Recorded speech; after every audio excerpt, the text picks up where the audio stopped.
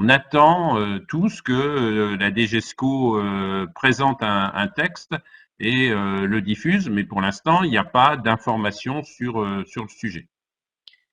Alors, il y a toute une série de questions, et notamment initiées par Carole Brest, qui attirent l'attention sur l'affichage d'une seconde Agora et ou d'une seconde GATL et la confusion que cela pourrait produire pour nos enseignants. Donc, Alain, si tu veux répondre à cette question. Oui, alors il est très clair, il n'existe pas de seconde GATL. Il existe une seconde Bac Pro Agora qui fait partie de la famille GATL, ce qui n'est pas du tout la même chose. Donc, sur ce sujet-là, pour la famille GATL, qui d'ailleurs ne change pas de nom, on l'avait déjà dit la dernière fois, mais je le répète, hein, ça ne change pas de nom, c'est la gestion administrative, le transport, la logistique, bien que deux des bacs se rapportant à cette famille, eux changent de nom, hein, puisque vous savez, sur le bac pro transport, il devient OTM. Euh, Nous sommes en train de mettre en œuvre avec la DGESCO un nouveau vadémécum pour la famille de métiers GATL qui reprend la structure de l'ancien, mais avec mise à jour des compétences, bien entendu, puisque Agora d'un côté et OTM, qui est plus récent d'ailleurs que Agora, sont un peu modifiés. Le, le support pédagogique, parce qu'en fait c'est un support pédagogique avec l'entreprise, les entreprises concernées hein, au fil de l'eau, etc., vont être réaménagés en tenant compte de ces compétences, mais structurellement ça ne bougera pas et ça va être normalement diffusé et ça sera mis aussi sur le site du CERPEG dans quelques semaines. Voilà. Mais encore une fois, c'est un scénario pédagogique au même titre que les scénarios qu'on vous a présentés la dernière fois, qu'on vous présente aujourd'hui, et qui seront aussi complétés par d'autres scénarios ultérieurement. Nadège, si tu veux apporter un complément par rapport à ça. Oui, bien sûr.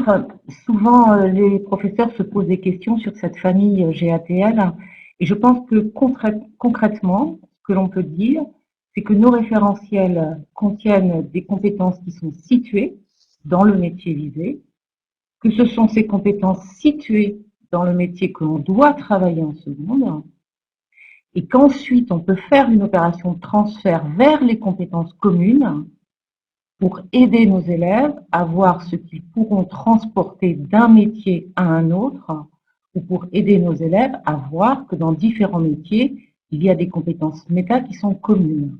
Mais assez souvent, la confusion porte sur le fait qu'on vise les compétences communes et non pas les compétences métiers. Alors je crois que c'est important parce qu'il y avait aussi une question sur les scénarios que nous avons d'ores et déjà proposés et où Marie-Agnès demandait où sont travaillées les compétences communes des familles de métiers. Alors peut-être une première catégorie de réponse, c'est que sur le scénario transport urbain, on est bien dans le domaine du transport, hein, dans un premier temps, donc on est aussi dans un environnement. Mais peut-être que Michael et Nadège, si vous voulez apporter aussi une réponse. Bonjour à toutes et à tous, Michael Boucher. En fait, Nadège vient de l'exprimer, juste la question des compétences communes sont des compétences d'un niveau plus méta, qui vont regrouper des compétences qui vont être situées dans les différents métiers, mais de la Il y avait une question qui était qui est posée par Céline Wamba-Jalou, qui est sur la mise en place des ENT. Est-ce de la responsabilité des régions et ou des rectorats? Myriam, si tu veux répondre à cette question. Alors oui, bien sûr. Euh, En fait, les ENT sont pilotés par les régions, comme vous le savez. La responsabilité de la mise en place de l'ENT, elle vient de l'équipe pédagogique et plus particulièrement de l'équipe de direction dans les établissements scolaires.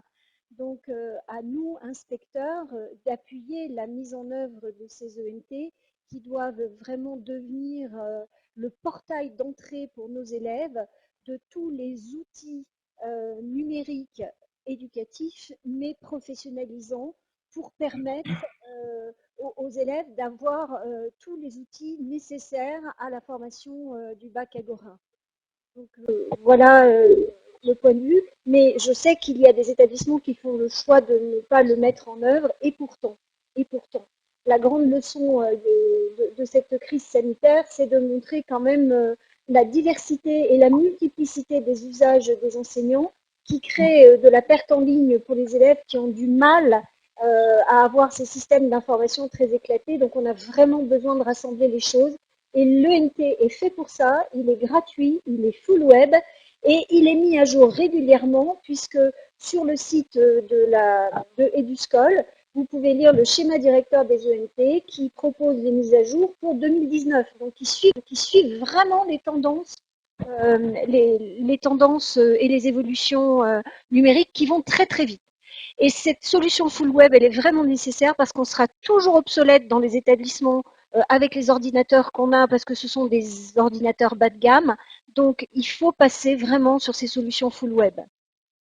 La dernière question que j'ai repérée, c'est une question de Cécile Garnier qui demande à Wafa si son scénario, qui on l'a vu est extrêmement riche et dense, s'inscrit sur 3 ans, dans quelle progression, s'adresse-t-il à des secondes, des premières, des terminales?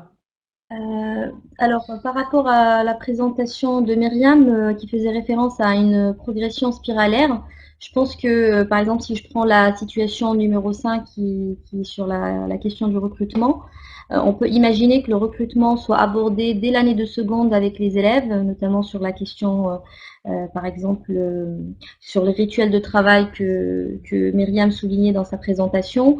On peut imaginer que le recrutement est abordé avec les élèves dès la seconde, peut-être pour créer une fiche salariée,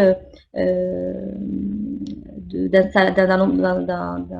salarié qui vient d'intégrer l'entreprise, que les étapes du recrutement, par exemple, sont abordées en seconde, et on peut imaginer en progression, soit à la fin de l'année de seconde ou dès l'année de première, par exemple, aller avec l'élève sur, par exemple, la situation que j'ai présentée pour créer ou mettre à jour la rubrique web. Après, les différentes situations professionnelles, en fonction des aléas qu'on souhaite et des complexités qu'on souhaite intégrer dans chaque situation ou associer à chaque situation, je pense que c'est un choix du professeur. Après, moi, de ma part, c'est quelque chose que je peux tester ou en tout cas mettre en place dès l'année de seconde avec les élèves parce que je pense qu'ils ont une appétence pour le numérique. J'ai pu le mettre en place avec ma classe de seconde juste avant le confinement. Ils se sont éclatés à créer déjà leur portfolio numérique.